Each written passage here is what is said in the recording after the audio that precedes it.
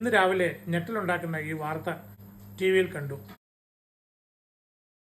3 കുട്ടികൾ ആത്മഹത്യ ചെയ്തു. ആ അവസാന രാത്രിയിൽ ഈ അമ്മ ഈ കുട്ടികളുടെ കൂടെ ഉണ്ടായിരുന്നോ?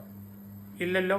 ഉണ്ടെങ്കിൽ ഇങ്ങനെ സംഭവിക്കുമായിരുന്നോ? വെറുതെ പ്രസവിച്ചു വിട്ടാൽ മാത്രം പോരാ, ഭക്ഷണം ഉണ്ടാക്കി കൊടുത്താൽ മാത്രം പോരാ, ആ കുഞ്ഞുങ്ങൾക്ക് എന്താ വേണ്ടതെന്നും കൂടി അറിയാനുള്ള ഒരു ഉത്തരവാദിത്വം കൂടി മാതാപിതാക്കൾക്കുണ്ട്. ആ വാക്ക് തന്നെ ഉപയോഗിക്കാനായിട്ട് എങ്ങനെ തോന്നിയെന്നാണ് എനിക്ക് ചോദിക്കാനുള്ളത്. 9ാം നിലയിലുള്ള വീട്ടിൽ നിന്ന് അവർ താഴേക്ക് ചാടി. അപ്പോൾ 3 പേരും ഒന്നിച്ചാണോ ചാടിയത്? അതോ ഒരാൾ ചാടി കഴിഞ്ഞിട്ട് അടുത്തത് ചാടി, പിന്നെ അടുത്തത് ചാടി, അങ്ങനെയാണോ? എത്ര മണിക്ക് ചാടി? ഇതെല്ലാം ഓരോ ക്വസ്റ്റ്യൻസ് എൻ്റെ മനസ്സിൽ നിന്ന് ഉയർന്നു വന്നു. പിന്നെ അടുത്ത ന്യൂസ് കണ്ടു. 12 മണിക്കും 2 മണിക്കൊക്കെ ന്യൂസ് കണ്ടു. കൂടുതലായിട്ട് അന്വേഷിച്ചപ്പോൾ, ഗാസിയാബാദിൽ ഒരു സുഹൃത്തിനോടും കൂടി അന്വേഷിച്ചപ്പോൾ എനിക്ക് കിട്ടിയ വിവരങ്ങൾ ഇതാണ്. ആ കുട്ടികൾ വെളുപ്പിന് 2 മണിക്കാണ് അവിടെ ചാടിയത്. ഈ 2 മണിക്ക് വീടിൻ്റെ കതക് തുറന്ന് ബാൽക്കണിയിലെത്തി ഒരു കസേരയിട്ട് അതിൻ്റെ മുകളിൽ കയറി നിന്നിട്ട് റെയിലിൻ്റെ മുകളിൽ കൂടി ചാടി എന്നാണ് പറയുന്നത്. ഒരു പെൺകുട്ടി ചാടി, മറ്റേ പെൺകുട്ടിയെ കൈ പിടിച്ചിട്ടുണ്ടായിരുന്നു. അവർ 2 പേരും ചാടിയപ്പോൾ 3ാമത്തേനെ കൂടെ വലിച്ചുകൊണ്ട് ചാടി, ഇങ്ങനെയൊക്കെയാണ് പറയുന്നത്. എന്തായാലും 3 പേരും താഴെ വീണു. ചില ദൃക്സാക്ഷികൾ, ഇവരെ ദൃക്സാക്ഷികളായിട്ട് ഞാൻ കൂട്ടുന്നില്ല, കള്ള ദൃക്സാക്ഷികളായിരിക്കാം. 2 പേരും 2 തരത്തിലുള്ള കഥകളാണ് പറയുന്നത്. ഒരാൾ പറയുന്നു ഇങ്ങനെ ബോഡി വെയിറ്റ് കൊണ്ട് 3ാമത്തെ കുട്ടിയും താഴെ വീഴുകയായിരുന്നു.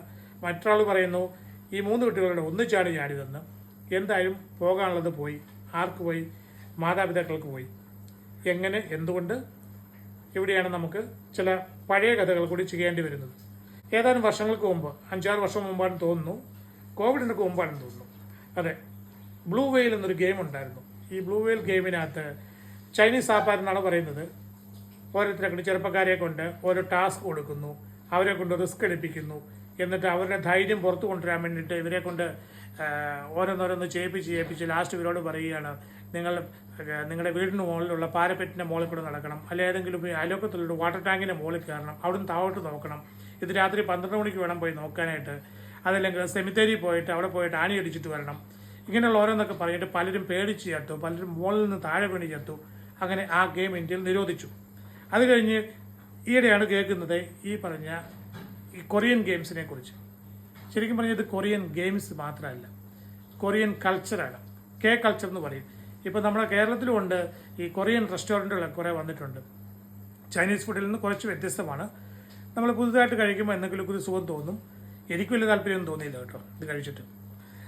എന്തായാലും ഈ കൊറിയൻ കൾച്ചർ എന്ന് പറയുമ്പോഴത്തേക്കും കൾച്ചർ എന്നൊരു ഷോർട്ട് ഫോം ഉണ്ട് ഇതിന്. കൊറിയക്കാർ മുടിയിട്ടുകൊണ്ട് നടക്കുന്നവർ, കൊറിയക്കാരുടെ ഹെയർ സ്റ്റൈല്, കൊറിയക്കാരുടെ വസ്ത്രധാരണം, ഇറക്കം കുറഞ്ഞ സ്കർട്ട്, പിന്നെ ടൈറ്റായിട്ടുള്ള ഉടുപ്പ്. അപ്പോൾ ഈ കൾച്ചർ പ്രകാരമുള്ള ഫാഷൻ ഡ്രസ്സുകളൊക്കെ ഇപ്പോൾ പല റെഡിമെയ്ഡ് ഗാർമെൻറ്റ് ഷോപ്പുകളിൽ നമുക്ക് കിട്ടും. കുട്ടികൾക്കൊക്കെ ഇതിനോട് വലിയൊരു താല്പര്യമാണ്. ഇതൊരു ഫാഷനിലെ ഒരു ചെറിയ ഡീവിയേഷൻ എന്ന് മാത്രമേ ഉള്ളൂ. പണ്ടൊക്കെ ഉണ്ടായിരുന്നല്ലോ ബെൽ ബോട്ടം പാൻറ് ഇടുമായിരുന്നു, അത് കഴിഞ്ഞിട്ട് പിന്നെ ടൈറ്റ് പാൻറ്റായി, പിന്നെ ജീൻസായി, ജീൻസിൻ്റെ ഉടുപ്പായി എന്നൊക്കെ പറഞ്ഞ പോലെ ഒരു ഫാഷനിലെ ഒരു ഡീവിയേഷൻ, അത്രയും ഞാൻ ഇതിനകത്ത് കാണുന്നുള്ളൂ. അല്ലാതെ ഒരു അഡിക്ഷൻ ഉണ്ടാകാനും മാത്രം അവിടെ ഒന്നും സംഭവിക്കുന്നില്ല.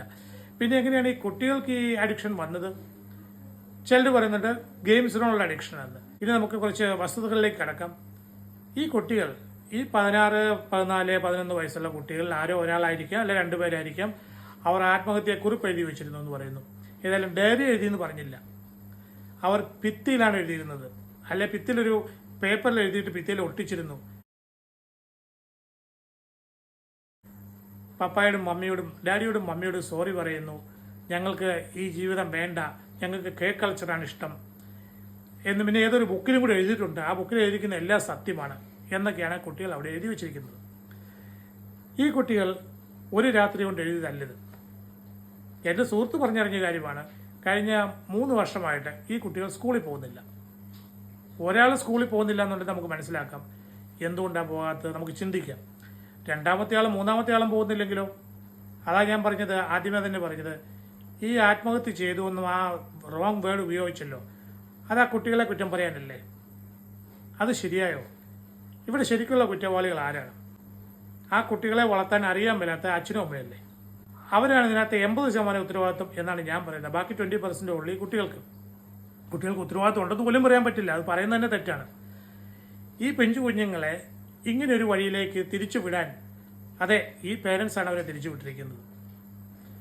ഞാൻ അതുകൊണ്ട് 80-20 എന്നുള്ളത് മാറ്റി ഞാൻ 100% ഈ പേരൻസിൻ്റെ മുകളിൽ വെക്കുകയാണ് ഈ കുറ്റം മുഴുവൻ. വൈകുന്നേരം ടി വി ന്യൂസ് കണ്ടപ്പം അതിൽ കാണിക്കുന്നു ഈ മുറിയിൽ കുട്ടികൾ കിടന്നിരുന്ന മുറിയിൽ ഫോട്ടോകളൊക്കെ വലിച്ചു വാരി നിരത്തിയിട്ടിരുന്നു, ആൽബമൊക്കെ വലിച്ചു കയറിയിട്ടിരുന്നു, പിന്നെയും ഭിത്തിയിൽ എന്തൊക്കെയോ വരച്ചു വെച്ചിരുന്നു. അതിനർത്ഥം ഈ കുട്ടികൾ അന്ന് രാത്രിയിലല്ല മരിക്കാനുള്ള തീരുമാനം എടുത്തത്. അതിനൊക്കെ വളരെ നേരത്തെ തന്നെ എടുത്തിരുന്നു. ഇവരെ സ്കൂളിൽ വിടുന്നില്ലായിരുന്നു. ഈ അച്ഛനും അമ്മയും തിരക്കിലായിരുന്നു. ആദ്യകാലത്തൊക്കെ അല്ലെ കോവിഡിന്റെ സമയത്തായിരിക്കാം അവർ ടൈം പാസിനായിട്ടോ അല്ലെ കുട്ടികളെ എൻഗേജ് ആക്കാൻ വേണ്ടിയിട്ടോ മൊബൈൽ ഫോൺ കൊടുത്തു, മൊബൈൽ ഫോൺ മേടിച്ചു കൊടുക്കുകയോ അല്ലെ അച്ഛൻ്റെ അമ്മയുടെ മൊബൈൽ കൊടുക്കുകയോ ചെയ്തു. ഇതിൽ മൂത്തയാൾ ഇതിനകത്ത് അഡിക്റ്റായി, രണ്ടാമത്തെ ആളും അഡിക്റ്റായി. എന്തില്? മൊബൈൽ ഫോൺ കാണുന്നതിൽ, അതിങ്ങനെ ബ്രൗസ് ചെയ്യുന്നില്ല, തള്ളി വിടുന്നതിൽ. അല്ലാതെ ഒരു ഗെയിമിൻ്റെ കാര്യമല്ല ഇവിടെ പറയുന്നത്. ഞാൻ പലരോടും അന്വേഷിച്ചു, ശരിക്കും പറഞ്ഞാൽ ഒരു കൊറിയൻ ഗെയിംസിന് ഒരു അഡിക്ഷൻ ഇവിടെ ഉണ്ടോ, ഇങ്ങനെ ഇതുപോലെ ബ്ലൂ വെയിൽ പോലത്തെ എന്തെങ്കിലും ഗെയിംസ് ഒക്കെ ഇവിടെ ഉണ്ടോ? ഞാൻ ചോദിച്ചവരൊക്കെ പറഞ്ഞത് ഇല്ല, അങ്ങനെയൊന്നുമില്ല. ഗെയിംസ് ഉണ്ട്, പിന്നെ കുറേ ഫാഷനുണ്ട്, കൊറിയൻ പോപ്പ് ഉണ്ട്, അതായത് കൊറിയൻ വെസ്റ്റേൺ മ്യൂസിക് പോലെ മൈക്കിൾ ജാക്സന്റെ ഒക്കെ ഡാൻസ് പോലെ കൊറിയക്കാർ കുറെ ഡാൻസ് ചെയ്യുന്നുണ്ട്. അതൊക്കെ എന്തൊക്കെ ഒരു നല്ല സ്റ്റെപ്പുകളാണ്, അത് വെച്ച് ഗ്രൂപ്പ് ഡാൻസ് ഒക്കെ കളിക്കാൻ കൊള്ളാം. പിന്നെ ഈ ഫാഷൻ ഡ്രസ്സുകൾ, ഇതൊക്കെ പറയുന്നുള്ളൂ എല്ലാവരും തന്നെ. അല്ലാതെ ഒരു വലിയൊരു ഗെയിമുണ്ട്, കുട്ടികളെ മിസ്ഗൈഡ് ചെയ്യുന്നൊരു ഗെയിം ഉണ്ടെന്നും ആരും അതിനകത്ത് പറയുന്നില്ല. ഇവിടെ സംഭവിച്ചിരിക്കുന്നത് എന്താണെന്നറിയോ? ആ ഫോട്ടോ ഒക്കെ വലിച്ചു വാരിയിട്ടെന്ന് പറഞ്ഞില്ലേ, ഞാൻ പറഞ്ഞാൽ എൻ്റെ സുഹൃത്തിനോട് സംസാരിച്ചെന്ന്. അയൽക്കാരൻ നടന്ന കാര്യം എന്താണെന്ന് വെച്ചാൽ ഈ കുട്ടികളെ ഇവരൊരു മുറിക്കകത്ത് പൂട്ടിയിട്ടിരിക്കുകയായിരുന്നു.